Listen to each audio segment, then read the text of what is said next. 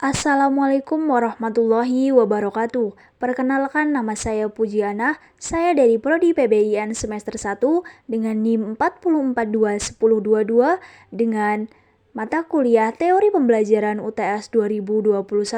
Di sini saya akan memaparkan teori pembelajaran UTS 2021 dalam bentuk video.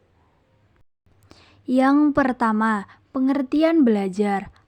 Menurut James O, merumuskan belajar sebagai proses di mana tingkah laku ditimbulkan atau diubah melalui latihan atau pengalaman.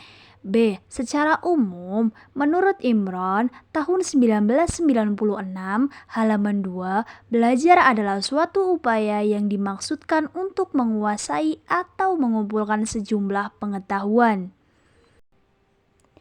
C. Dalam bukunya yang berjudul Psikologi Pengajaran, menurutnya pengertian belajar adalah suatu aktivitas mental atau psikis yang berlangsung dalam interaksi aktif dengan lingkungan yang menghasilkan perubahan-perubahan dalam pengetahuan, pemahaman, keterampilan, dan nilai-nilai sikap. Perubahan itu bersifat secara relatif, konstan, dan berkelas. D. Pengertian belajar dapat diartikan sebagai aktivitas mental atau psikis yang terjadi karena adanya interaksi aktif antara individu dengan lingkungannya, yang menghasilkan perubahan-perubahan yang bersifat relatif tetap dalam aspek-aspek kognitif, psikomotor, dan afektif.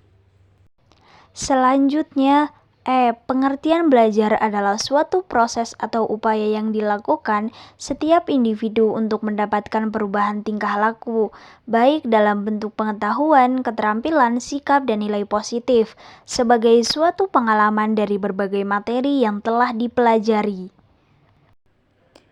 Yang kedua, tujuan pendidikan.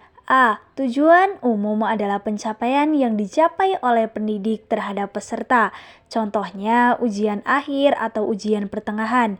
B. Tujuan institusional adalah yang merumuskan lembaga atau suatu pendidikan. Contohnya, sekolah tersebut mempunyai program yang ingin dicapainya seperti prestasi.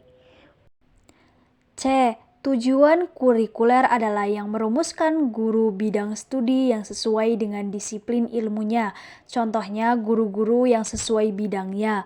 D. Tujuan instruksional adalah tujuan yang merumuskan guru berdasarkan pokok bahasan, contohnya guru harus mengajar dengan pokok pembahasannya. Yang ketiga, perubahan pada dirinya. Ranah kognitif merupakan ranah yang berkaitan dengan aspek-aspek intelektual yang berpikir nalar.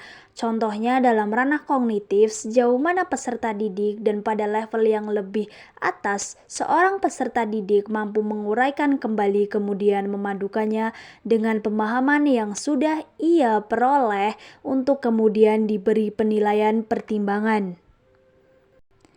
B. Ranah psikomotorik merupakan ranah yang berkaitan dengan aspek-aspek keterampilan yang melibatkan fungsi sistem saraf dan otot berfungsi psikis.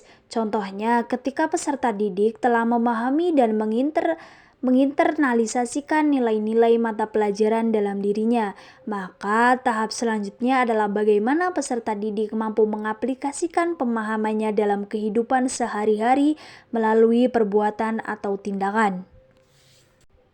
Yang selanjutnya, C. Ranah afektif merupakan ranah yang berkaitan dengan aspek-aspek emosional seperti perasaan, minat, sikap, kepatuhan terhadap moral.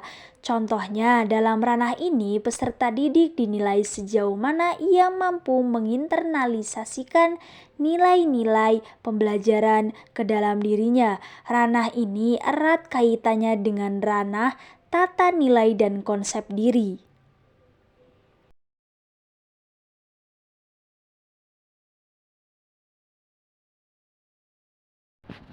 Cukup sekian dan terima kasih.